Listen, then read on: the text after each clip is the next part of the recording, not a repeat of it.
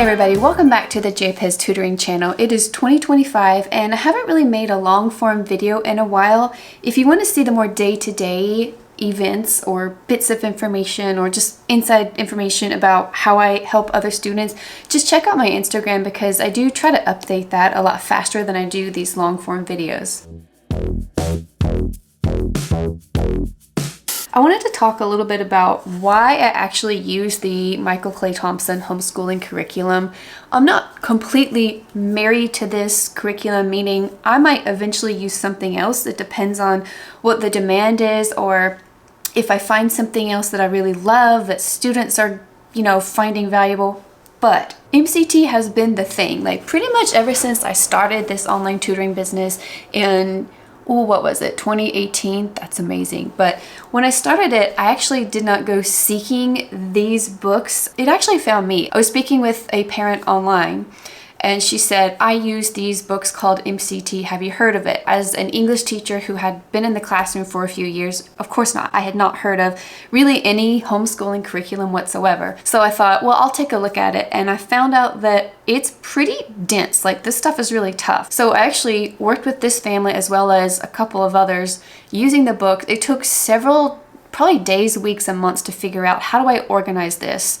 How do I break it down to where I'm helping people learn, honestly, like vocabulary and even levels of grammar that I didn't even use all that often in the classroom. I mean, these books go way into depth. One of the reasons I love using this content is because it's actually too hard. This offers more than necessary, which is amazing. It's a classical approach to learning. So we get to learn about Julius Caesar, Hadrian's Wall. You get to learn some history and incorporate vocabulary into that. By now, I'm able to make it more relatable for students because there's nothing more boring than being presented with information about some guy in history that doesn't seem to have anything to do with us. Like there's a lot of boring ways to learn, and I just simply don't allow anything boring in my class whatsoever. At least I don't think the classes are boring at all because I make it fun and approachable and engaging, and it was not easy to do that. Believe me, like the easiest thing for a teacher to do is to tell a student, okay,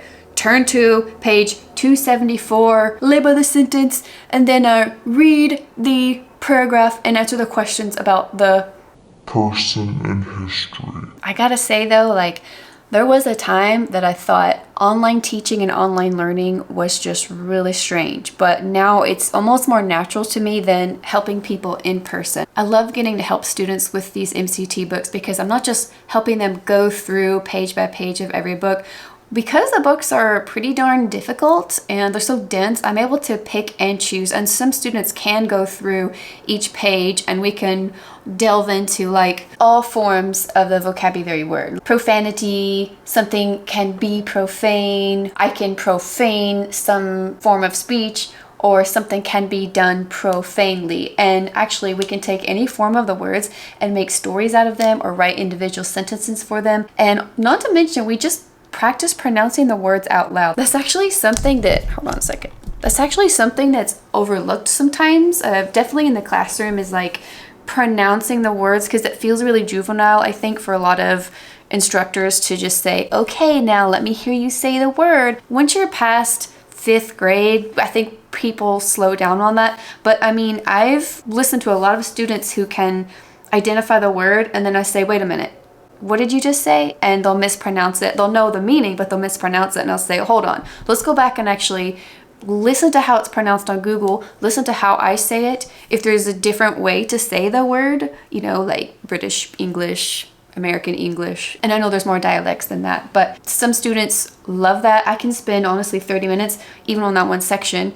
Other students, they can just say all the words right away. They know how to use them and they say, got it. So it doesn't really matter to me who learns slowly and who learns quickly, but the beauty of it is I get to work one-to-one with students to make them better wherever they are in their learning ability and journey. I can take them from being here and move them up here just within, honestly, a few sessions or even a couple of months. Okay, the tree is still up, but only as a winter tree, okay? All the other Christmas decorations are taken down. So I'm not a procrastinator usually. I just like the feel of it, or the vibes, as they say. If you are a parent who is still researching me and my tutoring business, check out some of these reviews here. I've gotten a lot of fantastic feedback last year.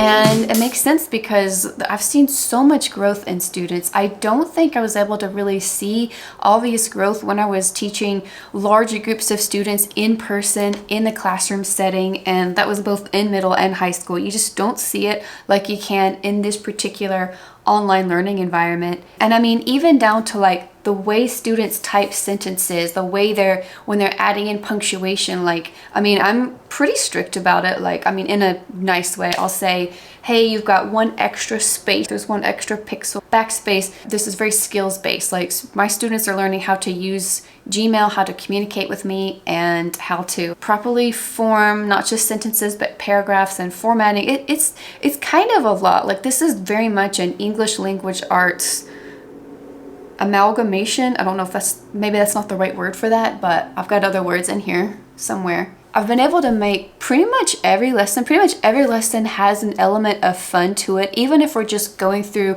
IXL questions and laughing if we accidentally click the wrong answer. Like, it's pretty easy to like make references to Harry Potter or other stories we've read, The Call of the Wild, some character, especially the longer that I have students. I've had students that I've been teaching for 3 years now, and it's like wonderful. They almost feel like family, you know? I love my tutoring sessions because the students are having fun, they're happy, and they're really focused. You know what it's like to have a kid not be focused. I've had parents tell me, I taught my kid up to this age and now they don't really want to learn from mom or dad anymore. They need another person who knows what they're doing, and I'm happy to serve that role. One thing that really impresses me about students today, especially just the online students I've gotten to help, is they really take constructive criticism well. Like, they don't argue, not really, when I say, hey, can you think of another way to say this? Or if you've seen some of my other videos, you've seen how I use the live Google Drive documents, and I always offer feedback in the margins, and students will look at that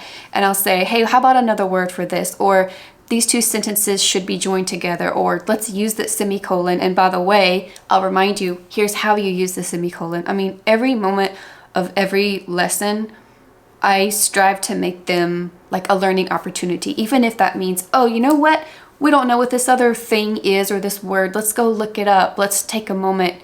You know, we can do that because so many of my students are online homeschoolers. We can take that opportunity. We can slow down the learning process to learn deeply rather than just rushing through the content. So I've talked enough for now, but if you are a regular follower of me and if you want to see some very rare winter scenes from the state of Georgia, you can check it out in a moment. If not, you can click off the video, but don't forget to hit like and just leave a comment if you have used MCT before, or if you're reading some of the books, or if you're trying to help your student learn to write and you're just getting sick of it, just contact me right here in my email, because I love helping students learn to write. It's not easy to do, but it's just very natural and well practiced for me to help students be more comfortable with the skill of writing, especially. Thanks so much for watching, and I'll see you in the next video. Bye.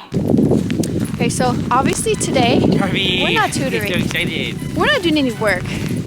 We're out here enjoying the very rare snow that we get in Georgia.